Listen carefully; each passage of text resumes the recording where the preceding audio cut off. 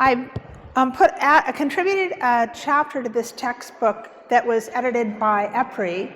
On chapter 9, there are case studies on Stanford, Google, Facebook, VMware, and HP. And today we have the privilege of having Hewlett-Packard, Facebook, and VMware represented. And you'll be hearing the story of their journey since these case studies were written. There's really a huge amount of progress happening. And I'll give you just a couple minutes of introduction, then I'll turn it over to our panel. So, as you know, climate change is accelerating in a terrifying manner. And you can see that from 1950 till now, there's almost a straight line increase in terms of parts per million of carbon dioxide. It was over 415 back in May. And the temperatures are accelerating in pace. So science is telling us we have a lot of work to do. And if you look at global energy consumption, you can see with coal and oil and gas being a huge part of it, the rate of change of energy use is also accelerating. It kind of matches the carbon and the temperature curves. And this is a different report, so the order is different and the colors are different. You can see it was a petroleum industry made oil green, which I thought was an interesting choice. And you can see renewables is this tiny sliver of orange in between coal and hydro.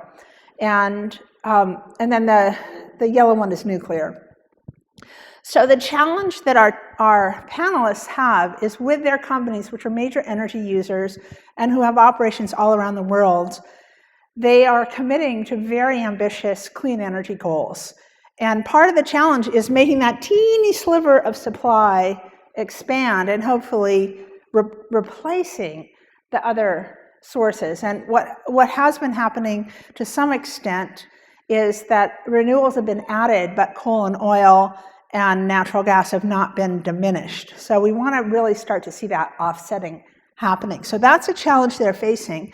And they get to operate under the constraints of being a corporation whose main job is not to be in the energy business, but to be in computer equipment or information technology or other kinds of information services. Our wonderful panel consists of Natasha Tuck from VMware, Urvi Parak from Facebook, and Mary Curtis from Hewlett-Packard. And we will go from here. I'm going to turn it over to Mary first. And let me see if I can get out of this and open up her presentation. Here we go.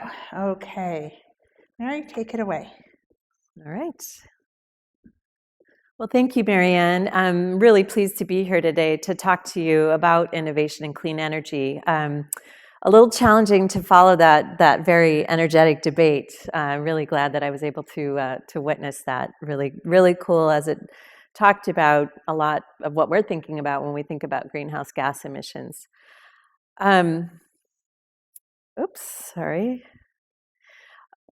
Today, when we're talking about greenhouse gas emissions and clean energy for HP, I wanted to focus my piece on setting science-based targets and what that means for us at HP. At HP, we, along with everyone else at this conference, agrees that it's one of the most critical issues that we're facing when we think about climate change. We think about climate change in a number of ways, and specifically around risk. We think about the physical risk when it comes to warming of the planet, sea changes, critical natures of the storms. But we also think about policy risk, regulation risk, market risks, and technical risks. And so I want to touch on each of those really briefly. Policy risks that we're considering have to do with regulation, cap and trade markets, and how we're going to address those, what kind of scenarios we're thinking about in case those do come to fruition. Market risks, what are our customers thinking about sustainability? We know that more and more they're looking for doing business with companies that have the same values that they do. So they're really also forcing us to up our game. And then technology risks. How are we designing our products differently? How are we using the resources available to us in a responsible manner? And then how do we operate our sites? So my role at HP is to lead sustainability for our global operations. We operate in over 60 countries around the world. We have over 20 million square feet. And so the opportunities that are available to us for clean energy and greenhouse gas emission reduction are different in every place we are. So I think we're going to talk a little bit more about that later. But for us, it's a big opportunity when we look at the global landscape. We are using a science-based target to set our greenhouse gas emissions goal. Are you familiar? Show of hands, science-based targets? Okay, so we're following the IPCC protocol from the UN in now knowing that we have to stay below 1.5 degrees Celsius in order to avoid catastrophic damage.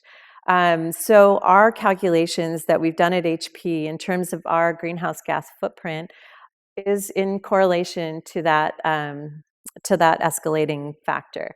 So what we've done is we've calculated our footprint, we've gotten it certified, and for us as a company of scientists, we feel compelled to use data to set our goals and then to also be measured externally as a factor in the context of sustainability. The slide that I'm showing here is our corporate strategy around sustainability. We look at 3 pillars: planet, people, and community. My job in renewable energy, clean energy, and greenhouse gas emissions is very aligned to our corporate strategy when we think about our impact, minimizing our impact while still growing our business. The people aspect is pretty clear for us. We know the health impacts of greenhouse gas emissions. We can see it firsthand, so that ties very closely. And then community is an interesting one for us. When we think about renewable energy opportunities, we want to make sure that we're working on improving the grid where our employees live and also where our customers are and where we operate. So we're not in Oklahoma. So building a wind farm in Oklahoma isn't going to do us as a corporation any good in terms of our footprint. So that's our strategy, and that's how we align to the corporate vision. So why did we choose science-based targets? We have these 4 pillars that really drive us going forward: climate resiliency, customer and investor expectations, our identity, and meaningful impact. I'll touch on the one about identity. So HP, as you're probably all very familiar, is just right up the road on Stanford land. We were built by 2 scientists. We continue to use innovation and reinvention as the foundation of our culture. We see climate change in the same regard. We know these effects are detrimental, but we know we have to stay ahead of it, and we're continuing to look at our products and processes through that vision. The challenges that we've had in setting targets, the first one I would say is management buy-in. When we think about who cares about these targets, it has to be up to the C-suite to be able to communicate these targets, to be able to talk to investors about why we chose these targets, and to do it in a meaningful way. So that was a real challenge. What we did here is started at the lower level of our executives and worked our way up to the C-suite. So we feel confident that our CEO can go into a room of investors and explain why we chose the targets that we did. Organizational risks and changes, we need to think about what is this going to cost us as a company. Once we put our name out there behind that target, what if we don't achieve it? How are we going to deal with that risk?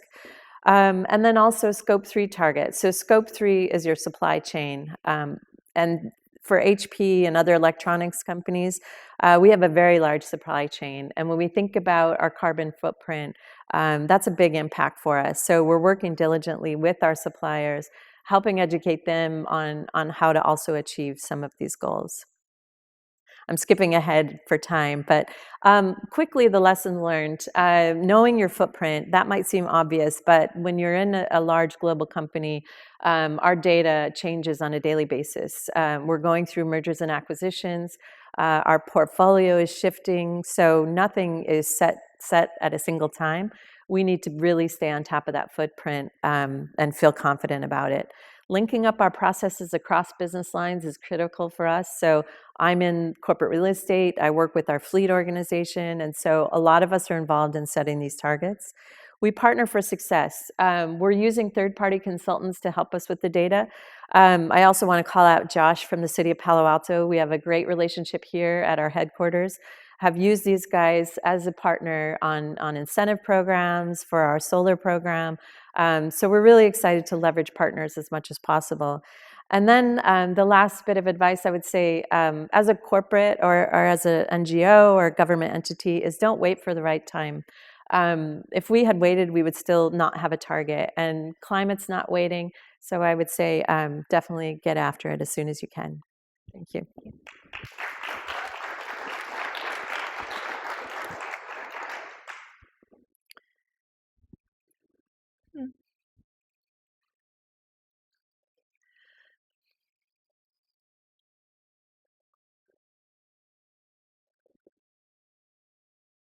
Okay, next is Urvi Parak. Hi, good afternoon. I'm Urvi Parak. I work at Facebook. I lead Facebook's renewable energy group, and that involves the goal that we have set that by 2020, which is next year, Facebook will be 100% powered by renewable energy. A little bit of how we got to where we are today involves the long history that we've had with supporting this commitment to 100%. Back in 2011, we were one of the first companies, tech companies, to publicly set and commit to 100% renewable energy goal. You can imagine looking 8 years ago, there was a lot. At that time, we really didn't know how big our operations were going to grow to, but we had commitment at the senior executive level to make this commitment to getting there. And one of the things that we've done in the last 12 months is part of my job at this company has been to create a path where we can get to 100% as quickly as possible. So very recently, we announced that in 2020, we will be 100% powered by renewable energy. What this looks like for renewable energy power that Facebook will be involved in is we have now contracted 39 wind and solar power plants that will be going into operation over the next few years. And we were the largest corporate buyer of clean energy in 2018. My slides are formatting error. There's a formatting error, so I'll walk you through the places where it got a little scrambled. We have executed more than 3,500 megawatts of renewable energy projects, and we have about 1 gigawatt of that is currently online. What this looks like is this is the map that I focus on every day. These are pictures of where globally we have all of our projects. When we made this commitment, and part of the work that my team does, is that we're committed to adding renewable energy in the same electrical grids where we are consuming energy. For Facebook, 95% of our consumption actually occurs at our data centers. We've announced 15 data centers worldwide, 12 of which are in the United States, 3 of which are in Europe, and the one most recent announcement was that we will be building a large data center in Singapore. That means the team that I manage has to be focused on finding renewable energy projects in the local grids. And in the US, that means that we have data centers that span from Oregon and Utah, North Carolina, Alabama, Georgia, Texas.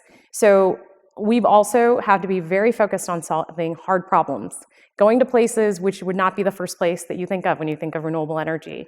And that involved for us, for example, in Alabama, announcing the largest projects that have ever been contracted for solar power plants in Alabama and Tennessee. Thank you. Something that we're very proud of at Facebook, and we'll be talking more as the questions come out, is what this growth has looked like on paper when it comes to real megawatt hours. I am very passionate about building and getting these power plants in the ground. And so something that we have really excelled at and very focused on, because we've built a team of people who all used to develop power plants, is identifying projects and ensuring that they have a high degree of success to achieve construction. What that's meant in operations is that in 5 years, we've 10x multiplied the amount of renewable energy that we've generated from actual power plants that are operational at a time when our load increased 3x.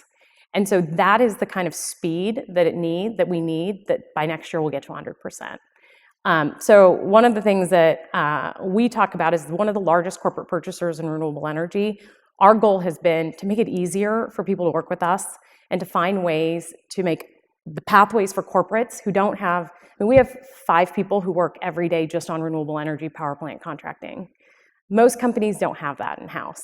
And so some of the work that we also do is partnering with organizations like REBA, the Renewable Energy Buyers Alliance, and other entities that help to share the education of corporate buyers like ourselves with ones who are nascent, because the success of this space in corporate renewable energy buying is only successful if there's pathways to share this information down with folks who are doing it for the first time or the second time. On our 40th contract, it's a lot easier. But for folks who are doing it for the first time, I think one thing that we've invested a lot of time in is capacity building so that others don't have to take as long to get there. All right, thank you.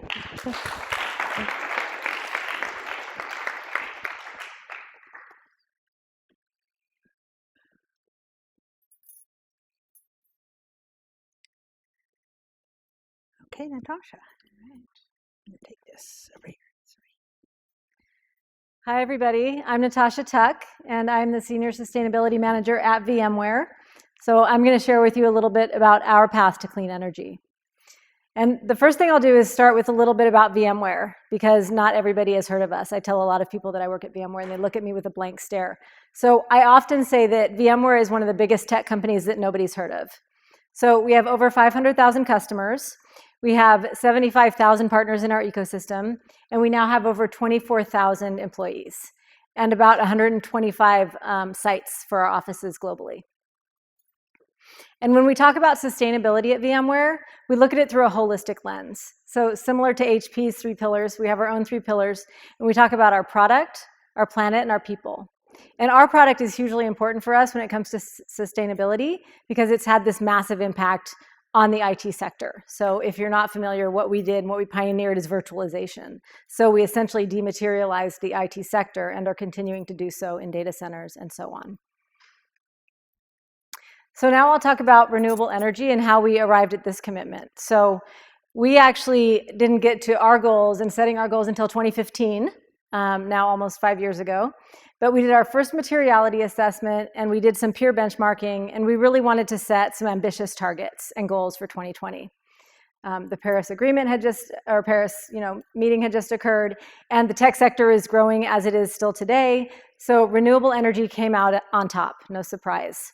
But the other thing that was really exciting about setting renewable energy as a target for us is that we could address it through those 3 dimensions. So we knew that for our operations, we could procure renewable energy. We knew that through our products, we could support our customers with clean clouds or renewable energy-powered data centers. I knew this renewable energy would just twist up my tongue because to say it so many times in this presentation. Anyway, and then with our people, opportunities for our people to actually, what we do is we provide programs for them to get discounted solar at home, things like this, or opting into renewable energy in Massachusetts. We're very opportunistic when it comes to programs for our employees. So, thank you. In 2015, we set out our 2020 vision, which includes goals across all of the pillars. But I'm talking about a couple today. So specifically with renewable energy, we agreed to set science-based targets. So you heard some of that from Mary. And then we also committed to becoming a carbon neutral company. So for us, what it looked like to get to 100% renewable energy, and I'll just add, people sometimes put all of us in the same bucket. We're pretty different. So Facebook has a lot of data centers. We have a few data centers, but we have one primary data center, and that's for our own engineers, for our internal software development. So we're different in that sense. So what we did to achieve RE100 is, first I want to state the challenge that we have, which is, as Mariana mentioned, we have about 120 sites around the world, and they range from 1.5 million square feet in Palo Alto that is owned to 200 square feet in a country where that's the only office that we have. So really challenging in terms of control and what you're able to do. So we're going to talk about it more later, but in essence, how we got to 100% renewable energy, which we've just achieved this year, 1 year in advance of 2020. Thank you. It really hasn't even been formally announced yet. We just announced it at our all hands last month. But we're very fortunate to have some of our biggest load located in the city of Palo Alto, where we get 100% renewable energy for our headquarters. In Washington, where our main data center is, we get 100% hydro. So a lot of our footprint was already covered with those 2 big loads. And for the remaining, we've done a combination of things, and we're always learning and learning from all of our partners. But for example, we're opting into renewable energy through the local utility in Cork. We are doing a PPA with our landlord in Bangalore. And just as an example of how this is very much a journey, and while setting targets is actually the easy part in hindsight, this stuff takes time. So it's literally taken 2 years to cross the T and dot the I on the PPA in Bangalore so that we can actually claim that, that renewable energy for ourselves. So I know it was mentioned, but partnerships are hugely important to us. We're a tiny team. Our team doubled to 4 about a year ago. So we're small and mighty, and we rely heavily on learning from our peers as well as initiatives like RE100 and the folks that support that, as well as all of our partners that we purchase renewable energy credits from, or things like that. And I would just emphasize too that don't wait for the right time, take action. So I'm really proud of being at VMware and frankly coming to the table a little bit late and just taking action and making it happen. So now I'll just talk a little bit about carbon neutrality, which is related. So we set out to be a carbon neutral company in 2015. And one thing that we did that was hugely helpful was develop a 3-year roadmap. So we actually made it very concrete and sort of step by step so that we could bite it off in chunks. And part of that was getting to renewable energy for scope 2. The other thing we did is that when we looked around and said, oh, a lot of companies are claiming carbon neutrality, what does that really mean? It was pretty hard to find the fine print and find out what people were covering. Were they covering their entire footprint when it comes to carbon neutrality? Were they just covering scopes 1 and 2? So we decided to follow the carbon neutral protocol since it is a standard and we could align to that. And it also provides transparency so people can know what we did and how we arrived at becoming a carbon neutral company. So we achieved carbon neutral company certification 2 years ahead of our 2020 goal in 2018. And the other thing to note here, again, is how important partnerships are to help us along the journey. So one example of our partnerships is we partner with Natural Capital Partners, who actually wrote the Carbon Neutral Protocol. And I just wanted to highlight this project and this work related to carbon neutrality because so much of what we talk about is sort of up here and difficult to get your arms around. Carbon, renewable energy, energy reductions. So this is very tangible. This is a project in Guatemala that we used carbon financing to offset our business travel for scope 3, which is what we needed to do to achieve carbon neutral certification. And this project, it might seem simple. It's a water filter. So EcoFiltro is a company that has made these clay filtration systems for cleaning water. But it's not just about cleaning water, which is a huge issue in Guatemala. This means that the families no longer have to literally go cut wood down from the carbon absorbing forests. This means that they no longer have to use that wood on an open stove in a small space where the air pollution is terrible and respiratory illnesses are a result of that. So, and it's improved access to clean drinking water, which is their biggest health issue there. So just an example of how these projects really have an impact and can make a difference in people's lives. And then this, I just wanted to flash this up because this is some exciting work that we're doing now, which is we recently did a sort of a cross-check of our customer list and our sustainability goals because we had a theory that we were all starting to kind of align and there'd be some synergies. Well, as it turns out, of all the companies signed up to the Science Based Target Initiative, which we are one of, 94% of them are VMware customers. And similarly for RE100, 87% are VMware customers. So we are now working hard to figure out a way to get with these customers, really collaborate, and innovate and help them get toward their goals as well.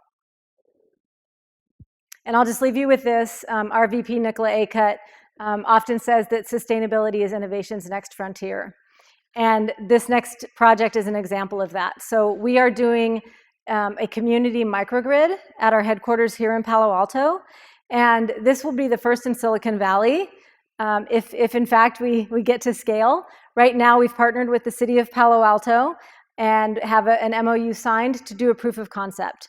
And our hope is that this will become a campus-wide microgrid that can provide much-needed services to the city of Palo Alto in the event of a natural disaster or a grid outage, as well as provide us with a test bed for testing out technology related to microgrids, whether it's blockchain or IoT, so that we can share that with our peers and anyone else who's interested. So thank you. Thank you so much. Okay, this is my test here.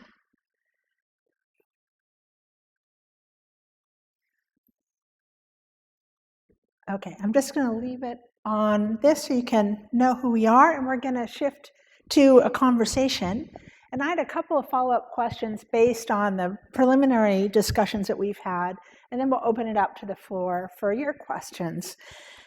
I just first want to appreciate the incredible work each of your companies are doing, and I like the diversity on our panel that we have a primarily hardware company, the social networking, community building platform that's global in scope, and then a business-to-business virtualization company. So there are different types of businesses, really this whole span of the IT industry, I think.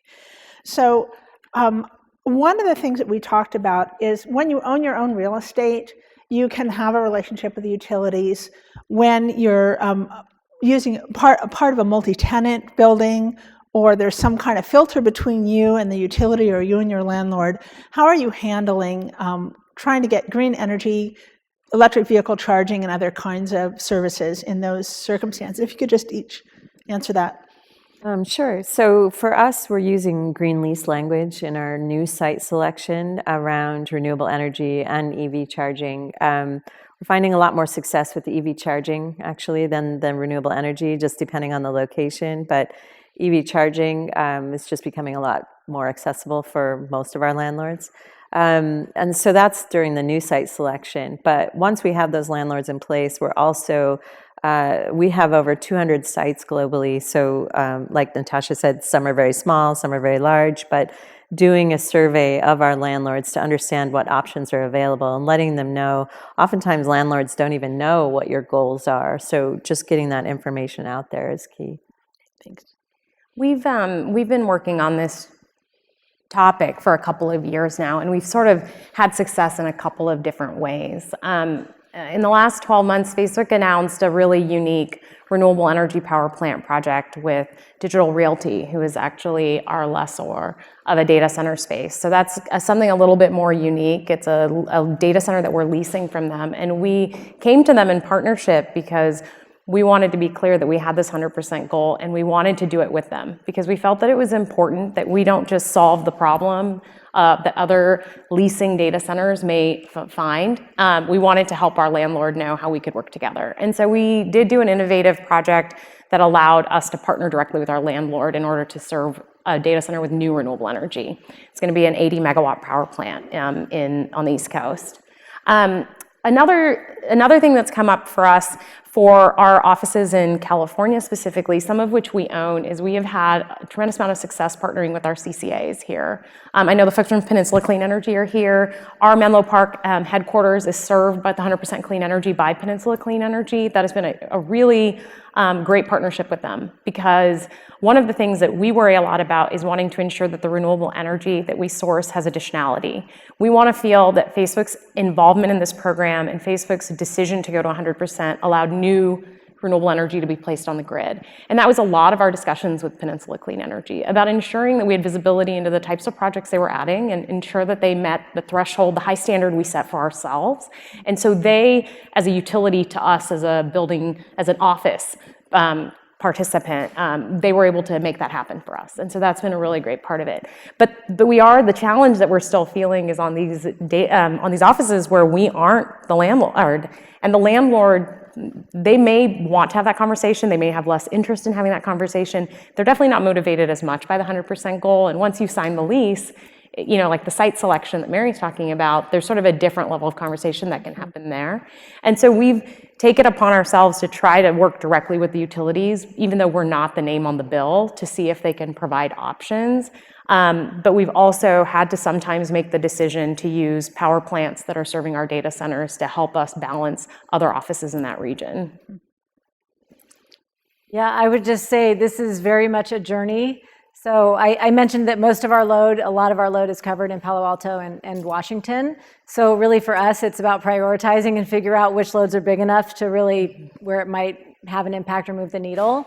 So just as an example, in Cork, Ireland, we have a pretty big site, and it's taken us about a year just to navigate that space. We hired a consultant to find out, like, is that actually an impactful project that the local utility is having us sign up for?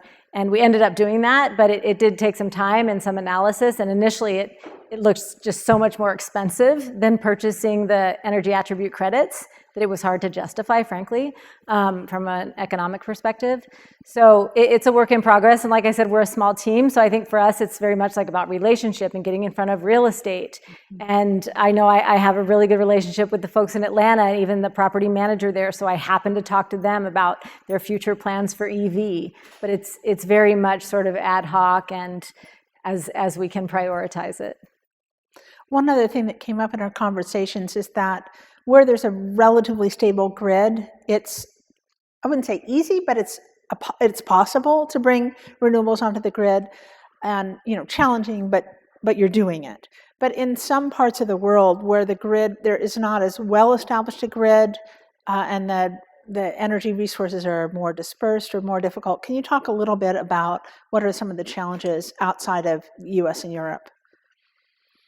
Go ahead. Yeah, sure. Okay. That's fine. So that is probably our biggest challenge right now. We have a very large presence in Israel, and Israel, you would think, has a great solar opportunity, but natural gas is prolific there, and so they're very focused on building natural gas plants. So we're pushing as hard as we can there. But also Southeast Asia is a huge market. Just every country is so different. Politically, and like you said, in infrastructure opportunities. We too are based in Singapore, and very, very small land opportunities for renewable energy projects. And so it's a constant challenge. And then looking at NGOs and how do they calculate whether or not you are truly 100% is based on a set of criteria that not all of us are able to comply with because we're in certain countries that it's really not available. So we are constrained, but we do think, depending on the location, the amount of influence that we have, really working with local and larger governments to try and influence those markets. Thank you. Yeah, just to echo what Mary's saying, for us, Singapore and Ireland are the two data centers that are the next up for us finding renewable energy solutions, and they both, for differing reasons, will be one of the harder markets that we have to work with. And for us in Singapore and Asia generally, we're excited to see expansion of the regulatory frameworks to allow REC retirements that are multi-country and try to find third parties stepping in to allow for independent registries. Retirement of credits that's auditable is an important part of us being able to verify that we've met our goals. Some of the grid designations, like for example, if I have a data center in Nebraska, I can source from 5 states in the United States that are all on the SPP market. And that's all considered in the same grid. In Asia, the grids are more country by country and they're much more fragmented. And so that has posed the challenge of trying to find ways in which we meet the intent of our goal, but in a way that is actually achievable, because Singapore's land constraint is definitely the #1 challenge for us right now. I would just add that, so I mentioned Cork. I know we're building a building in Bulgaria, and we actually did an analysis on renewable energy in that area, and it's just really not available, so it wasn't recommended that we really do anything. But I'll say that our partnership with RE100 has been huge and so helpful in navigating these markets. And for example, in New Zealand, we have a tiny office. We weren't able to get anything locally, and so we'll be working with them on procuring a green tariff and working with the local utility on that. So it's ongoing work, and again, it's sort of how you prioritize. I'd add too that, just so you know, per RE100, so we line up to RE100's protocol, you can purchase energy attribute credits as long as they're either in country or in region or the closest. So that is what we have chosen to do, given our relatively small footprint in some of these areas.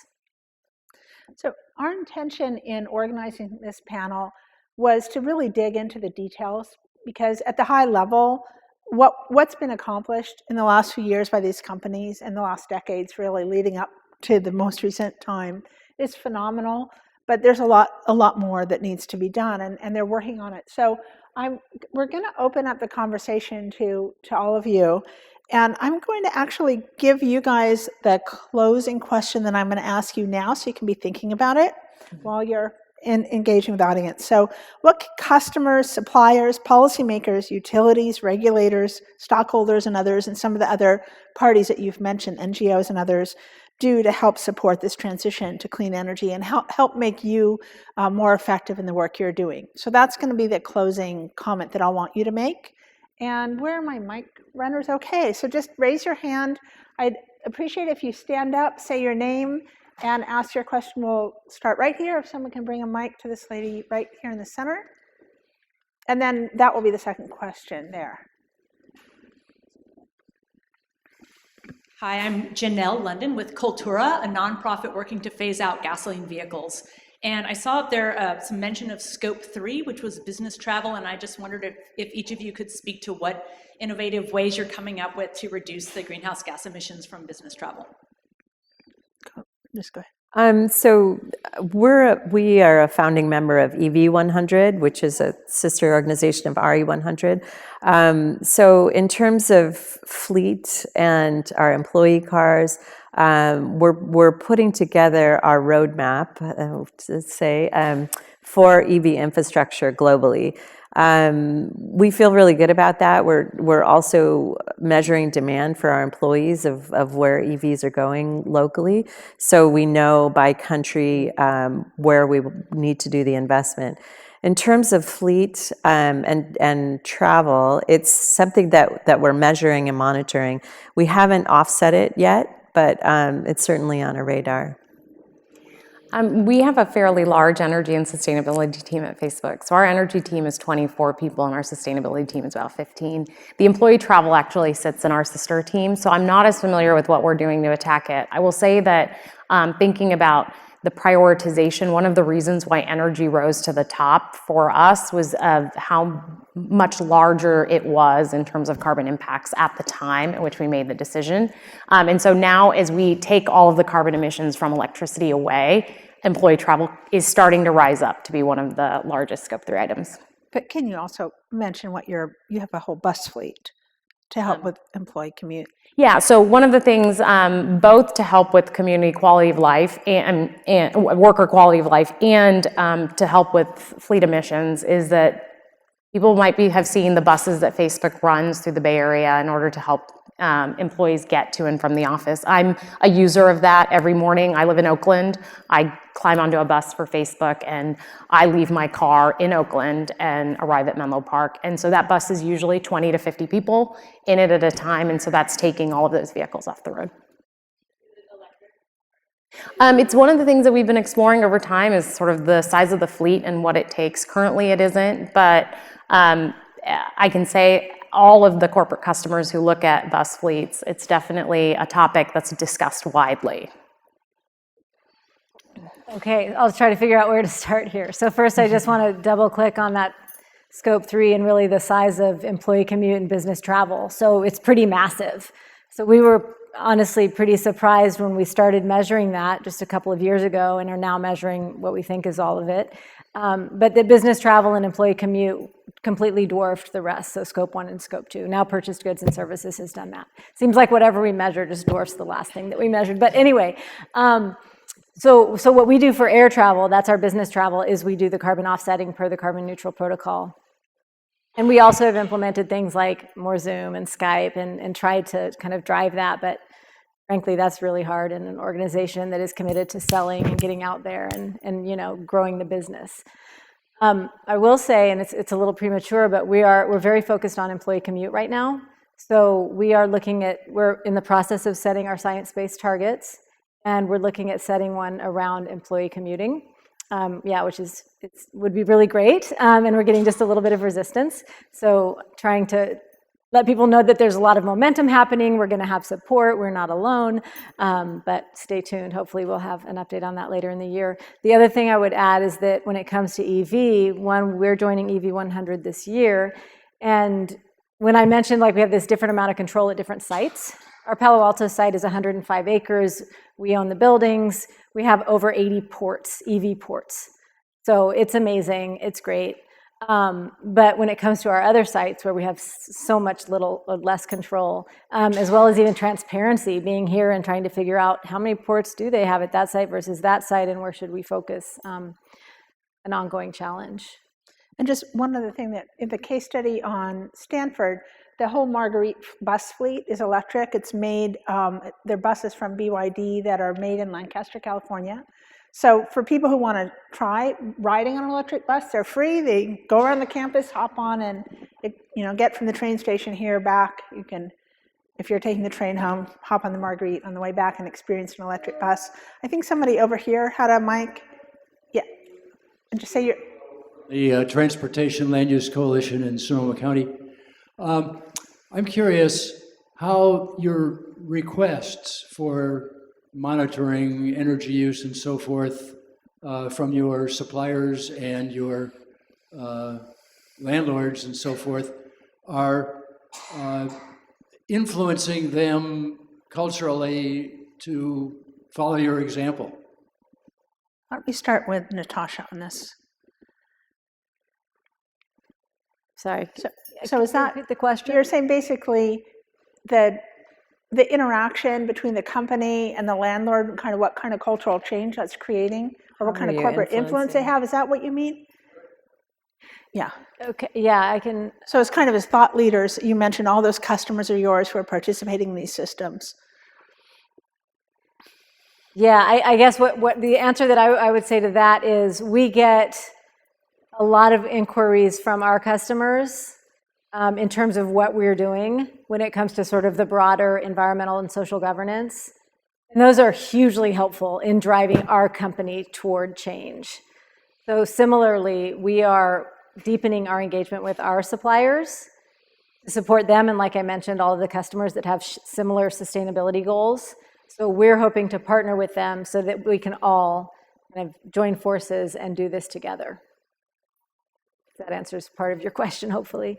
And I can speak about the data center side. We do work with entities that lease data centers, so they're the owners of the data center. One thing that I will say is because of the amount of attention from Facebook and our peers who rent spaces in data centers, there's a lot of engagement now within data center communities in general about renewable energy and the need to have renewable energy solutions and at least be conversant.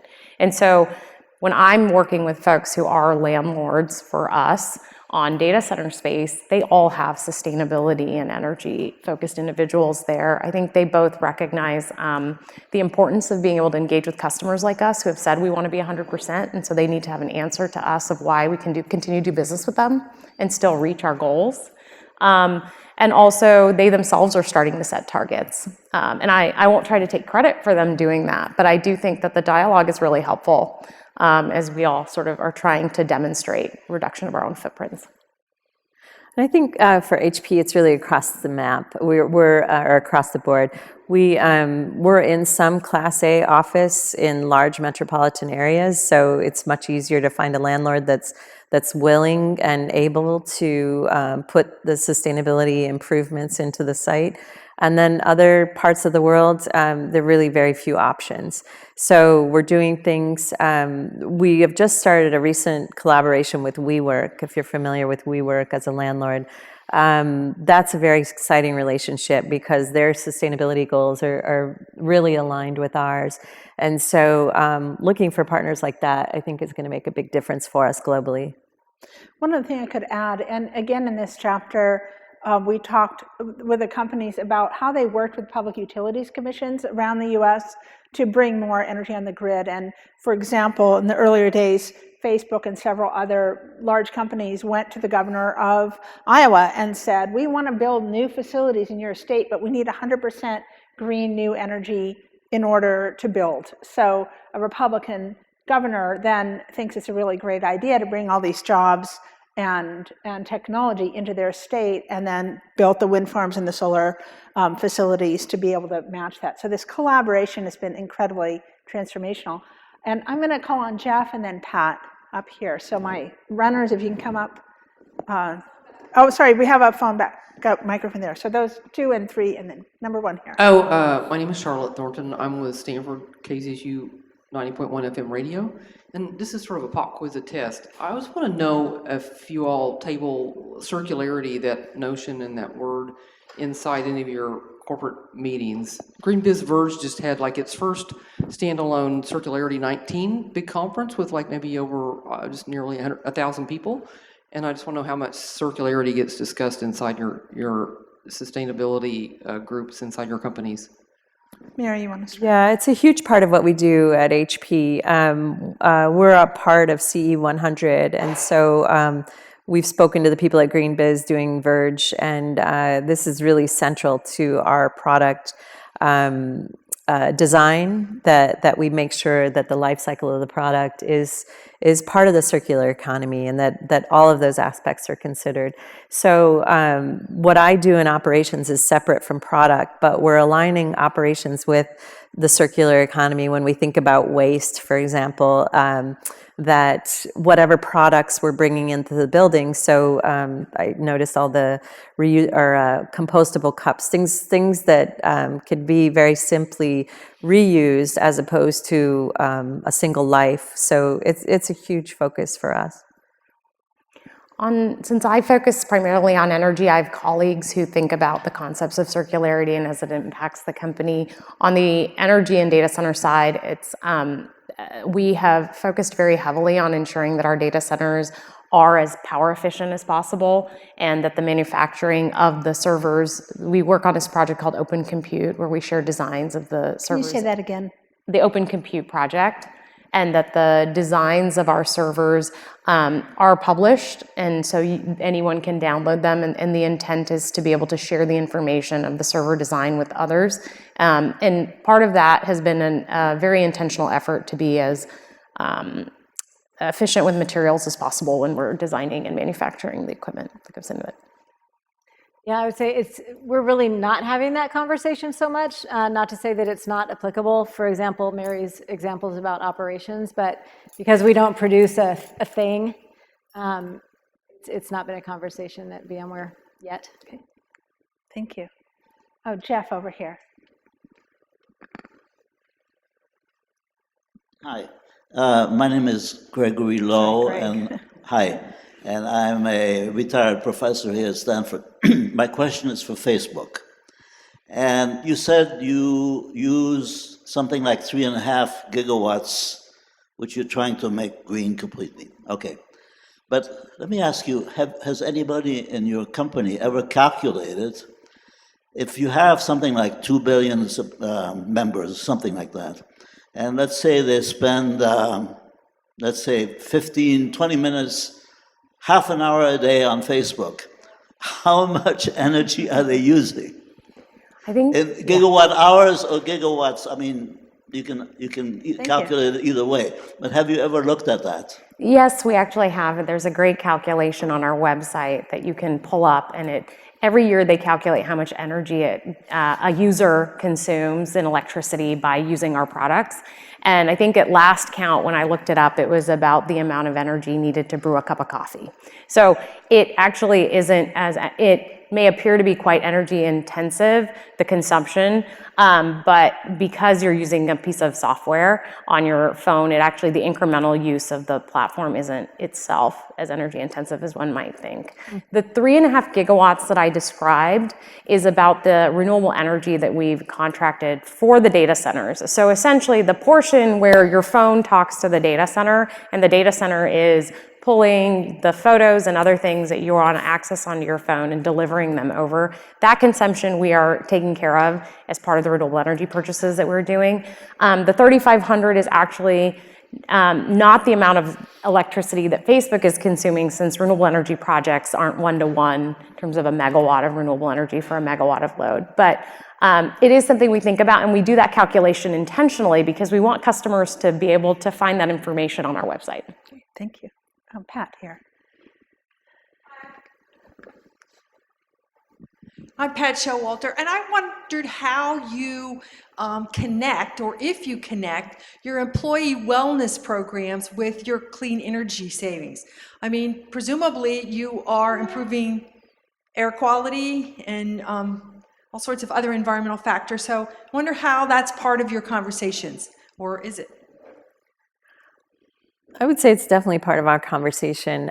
Every capital project that my team does, and we do hundreds of energy efficiency projects, water efficiency, renewable energy. Every capital project that we do, we communicate the benefit to our employees, and so we communicate that in a way that relates back to their health or the health of the planet, which then relates to their health. So we're definitely thinking about it in how we're talking about these projects. This is sort of an offshoot, but one of the projects that we did in Palo Alto at our headquarters was a large retro commissioning project, and as a part of that, we got a big incentive check back. And we decided to use that incentive for an employee garden so that the employees don't necessarily benefit from reducing your energy consumption, but to show our employees that we're going to invest back in them in a healthy way to build this garden with those proceeds was kind of an off way to bring that back and relate that to them and our concern about their well-being. Great, thank you. I'm just wondering if there's somebody who's under the age of 30 who has the last question, right here in the middle. No offense to those of us who are older. Yeah, thank you so much. I know I kind of blend in with the cloth, so it's difficult to see and me. say your name, please. Yeah, my name is Diana Vasilieva from University of San Francisco, recent graduate. I'm actually 30, so I'm just where you needed me to be. Just first of all, I have a comment, and that is that I completely enjoyed your the panel and the discussion, and thank you so much for your leadership in environmental management and sustainability.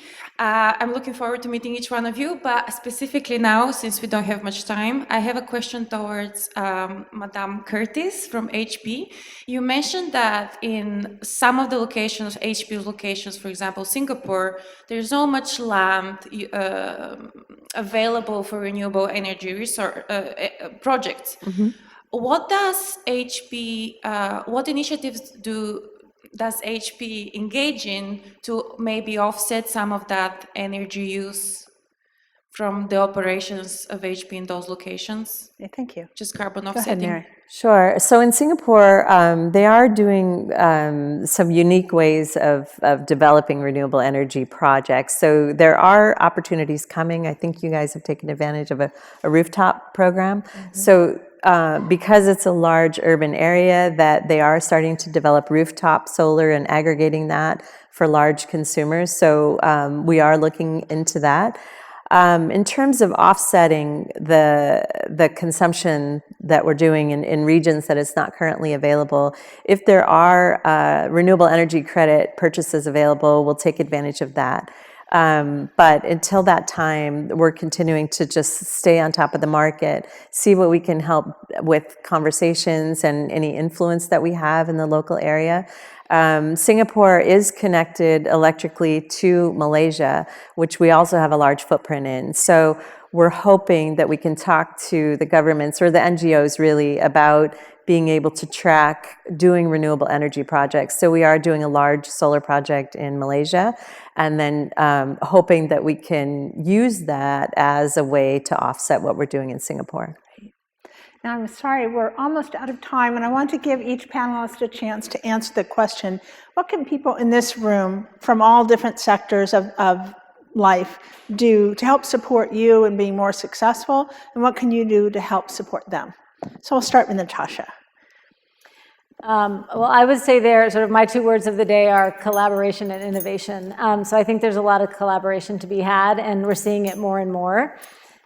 What I would ask, because this came up in some conversations with Mariana earlier, about like sort of what we need as VMware is, because we're sort of, small and mighty team and don't have these heavy loads, like we hear that there may be an opportunity, I'm making this up right now, but in New York for a green tariff or some opportunity, but we don't know about it because we don't have anybody like on the ground doing all this research, checking out where all of our sites are all the time. So for either utilities or brokers to be really proactive in sharing that information, as well as for landlords to be proactive in procuring their own renewable energy and checking in with their tenants on why it matters or if it matters.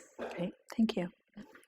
We have seen really major advances in the accessibility of green tariffs for customers all across different loads in many states. And that, for folks who work in municipal government and for folks who work at utilities, is something we think a lot about. It makes such a difference to us. Where possible, we will try to partner with the utility on the ground to create a program where we can get to 100% working together. We have seen just great programs with the CCAs in California and with utilities that we're working with across the country, where they're starting to see that there's different flavors of getting to 100% renewable energy, and ones that allow people to bring new projects and allow local projects really make it easier for us to participate in what I'm always, I always appreciate the opportunity to have the conversation directly, because I don't want impressions to be that we won't participate in their programs if they don't know about the reasons why. And so we're always very forthcoming if it doesn't meet our standard, like what would it take to get there? Because I want folks to know what the gaps are so that they can try to solve them. That's great. And I just want to add on to that. I've noticed that there is some legislation before the California legislature that might impede the effectiveness of our community choice energy organization. So I think if you're concerned about this kind of ability to have energy systems that are renewable and that are adjusted to the local needs, do some research and find out what those legislative initiatives are and make your voice heard. I think people underestimate the power of your voice to your elected officials. So please speak up. And you get the last word, Mary. Sure. So I would say three things. If you're a regulator or elected official, I would say put a price on carbon. And we know what we're doing in California, but outside of California, there's huge opportunities there. Second, as a consumer, I would say have your voice heard. Use your dollars where you feel passionate about, because as a B2C company, we're listening. So when we hear consumers care about these things, that gets our attention. And third, I would say, as a person in society, be a crusader. That's I have 3 boys that are young adults now, and that's the term that they use for me, which they kind of use it offhand, but I really like it. So that's what I would say. What a wonderful way to complete it. So thank you all for your listening, and thank you for our speakers.